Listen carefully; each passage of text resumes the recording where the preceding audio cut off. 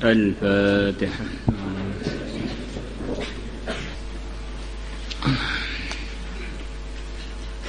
الفاتحة.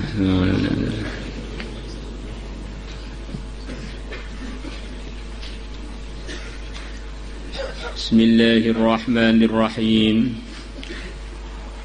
وعن ابن عمر radhiyallahu anhuma qala, beliau mengatakan, su'ilat, telah ditanya Rasulullah sallallahu alaihi wasallam, ayul kasbi afdalu, manakah usaha yang paling utama? Qala, Nabi bersabda, amalur rajuli biyadihi, kerjanya seseorang dengan menggunakan kekuatannya, menggunakan tangannya, adalah usaha yang paling utama. Biyadih ini sebagaimana pemahaman yang telah diterangkan kemarin itu, maksudnya dia ini usaha, baik pun dengan berpikir ataupun dengan bekerja dengan menggunakan fisik dia selain pikiran, nyangkulkah, ngulikah, ini semuanya bagian dari al-kasbu bil yad.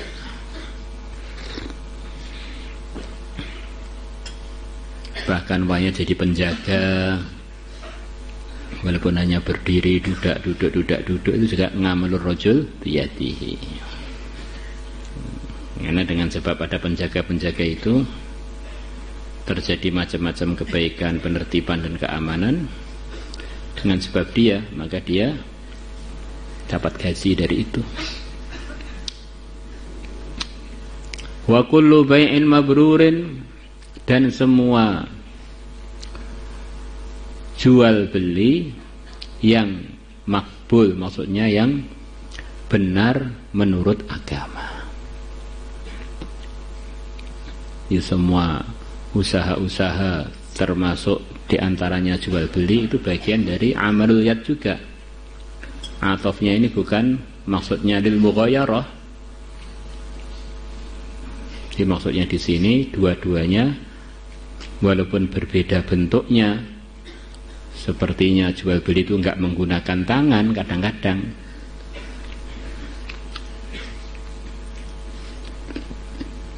bahkan gunakan tim, gunakan ini, gunakan itu, tapi itu bagian adalah dari kerja dengan usaha, bukan termasuk orang yang merepotkan orang lain, hanya cadong saja.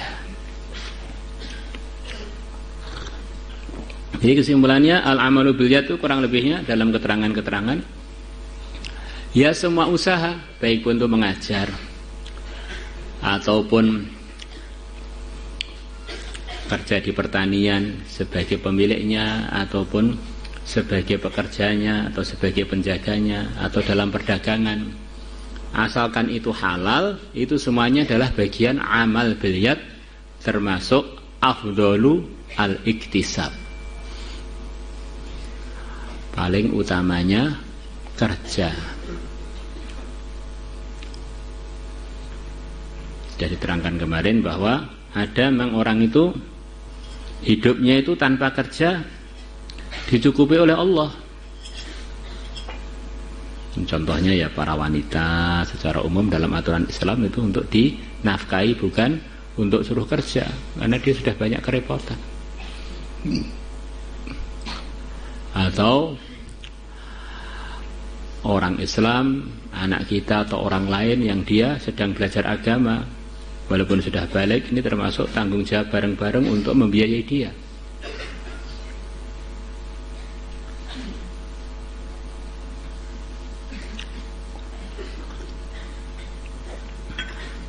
Tapi kalau al-afdolnya,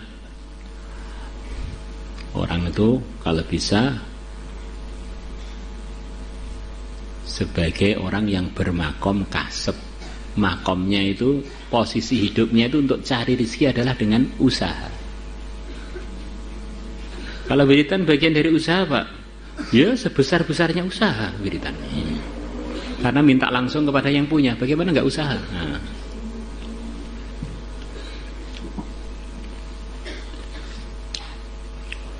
Maka diceritakan ada seorang wali yang begitu tinggi derajatnya. Maka wali tadi untuk mendapatkan rezekinya untuk dirinya dan keluarganya biasa ikut kerja memanen gandum, memanen di sawah-sawah. Maka ada teman dia yang wali juga, melihat temannya yang wali kerja keras begitu, itu kasihan. Ngapain kamu capek-capek kerja? Didoain aja kan selesai. Maka temannya itu berdoa, langsung padinya terpotong semua, sudah rapi, terpilahkan antara benih, antara padi dengan antara jeraminya. Sudah tinggal disetorkan kepada yang pemilik sawah. Maka yang wali yang kerja tadi melihat itu, ganti doa, langsung kembali lagi menjadi padi lagi yang masih tertanam di tempatnya.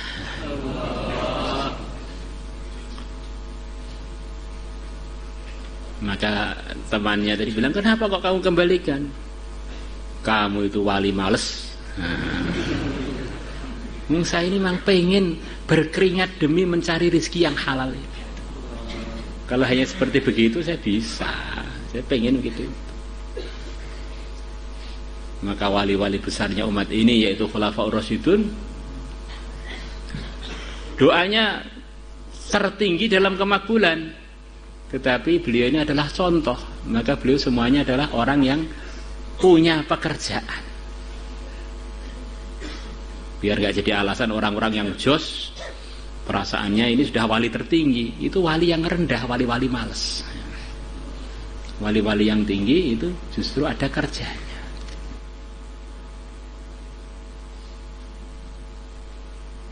Apa? Tingkatannya Sayyidina Abu Bakar, tingkatannya Sayyidina Umar sudah begitu tingginya imannya. Kalau ditimbang dengan imannya seluruh umat, masih beratan imannya Abu Bakar. Masya Allah.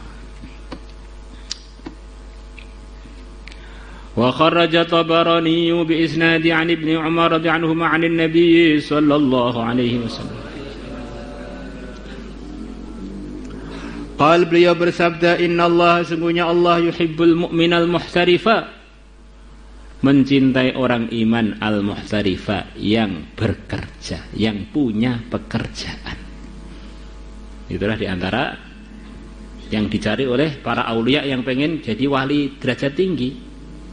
Itu walaupun doanya sudah sangat makbul, tetap untuk ada kerja. Tetapi jangan disalahpahami bahwa kerja itu wajib untuk setiap orang. Tidak. Yang wajib bagi setiap orang itu adalah makan yang halal. Karena ada sebagian orang memang gak layak kerja, layaknya dicadong itu. Kalau kerja malah ngerepotin orang.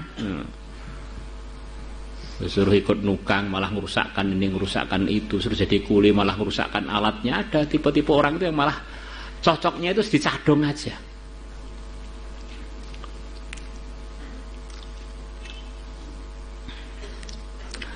Wa kharaja aidan bi isnadin Aisyah radhiyallahu anha qalat, beliau mengatakan, qalat, telah bersabda Rasulullah sallallahu alaihi wasallam, man, barang siapa amsa, yang dia masuk sore hari, kalan dalam kondisi dia ini capek, payah, capek, min amaliyati, dari kerja, menggunakan kekuatannya, menggunakan fisiknya, atau kerja mikir kah, kerja jaga, kerja nyangkul kah, kerja nunggu toko kah. Amsa, maka dia masuk waktu sore, maghfuran lahu, dalam keadaan telah diampuni untuk dia. Ini diantara cara untuk mendatangkan mahabbatullah adalah dengan bekerja yang halal. Di antara cara mendatangkan maghfiratullah adalah dengan kerja yang halal. Maka di dalam arahannya sebagian ulama dikatakan ada dosa. Yang dosa ini terjadi pada sebagian mukallaf, sebagian orang dewasa. yang dosa ini tidak akan diampuni oleh Allah sebelum dia bekerja dengan kerja yang halal. Ini mukallaf yang tipe bagaimana ini?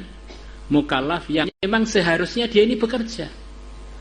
Doanya juga belum makbul. Kemudian juga enggak ada yang nyadong dia rizki. Akhirnya dia kalau enggak kerja, tomak sana tomak sini, pengen rizki dari sana rizki dari sini. Kalau tomaknya enggak kesampaian, naudzubillah, goda lagi untuk mencuri. Atau minimal tahapannya meminjam. Kalau meminjam tidak digubris juga, nanti naik lagi jadi mencuri.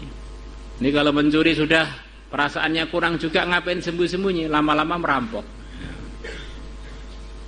Ini jadi orang yang tertentu tuh ada yang memang dia ini harus kerja biar nggak terjadi fitnah untuk dia dalam urusan agamanya. Badannya sehat, fisiknya kuat, nguli juga bisa, nyangkul juga bisa, doa nggak biasa, tetapi kerja nggak mau. Ya, orang seperti ini ya mungkin termasuk tipe yang memang dia berdosa tadi. Hidupnya membebani orang-orang yang lain, sementara dia tidak punya uzur untuk itu, tidak punya alasan yang diterima oleh agama dalam kemalasan dia itu.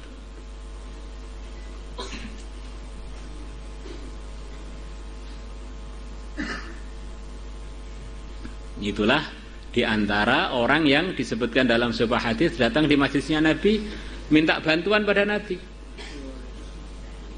Sallallahu Alaihi Wasallam. Maka oleh Nabi tidak dibantu, tetapi dibelikan kapak. Dia suruh kerja cari kayu supaya tidak menjadi peminta. Di dalam arahan Islam itu selama orang itu nggak udzur, dan diantara yang dimaksud udzur 3 hari berturut-turut nggak dapat makanan, jadi baru udzur, sampai khawatir pingsan atau bahkan lebih dari itu, dia baru boleh meminta. Sebelum itu sebetulnya orang dewasa, laki-laki dewasa yang mampu fisiknya nggak boleh minta, itu nggak boleh. Di ajaran Islam begitu bagusnya mendidik pengikutnya untuk jadi orang-orang yang bisa menyelesaikan masalahnya diri sendiri, nggak ngerepotin masyarakat yang lain. Nah, kalau semuanya itu diamalkan oleh masyarakat Islam jadi masyarakat percontohan, masyarakat yang nggak malas, masyarakat yang dicintai oleh Allah, diampuni dosanya oleh Allah. Di antara fadilahnya orang kerja bagi orang-orang yang memang dia di posisi kalau nggak kerja malah dia sulit untuk menjaga agamanya dengan baik. Gimana? Insyaallah. Insyaallah. Maka santri di sini ini dilatih ada furusiah, ada olahraga. Biar kita ini kerja dengan mengajar, siap. Kerja dengan meruqyah, siap. Pas lagi pekerjaan nggak ada, nguli pun siap. Nah, siapa sih yang lebih alim lebih Sayyidina Ali? Nguli pun siap. Nah, siapa sih yang lebih barokah? Hadisnya melebihi Abu Hurairah, biasa nguli di pasar. Saya kok nguli? Saya. Sayyidina Ali itu menantunya Rasulullah loh, mbahnya seluruh habaib. Nah, itu nggak canggung dan nggak malu untuk kerja. Dan kerjanya kerja kasar lagi, ngangkuti air untuk nyirami kebun. Kebunnya Yahudi lagi, non muslim. La ilaha illallah. Kadang-kadang orang itu memosisikan dirinya itu lebih tinggi dari seharusnya.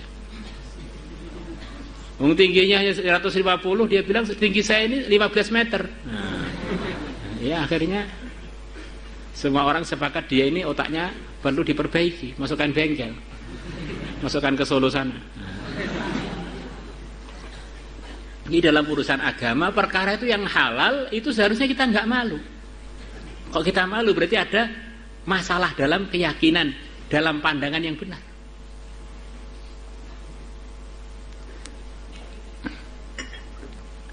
La ilaha illallah. مولاي صل وسلم دائما أبدا على حبيبك خير الخلق كلهم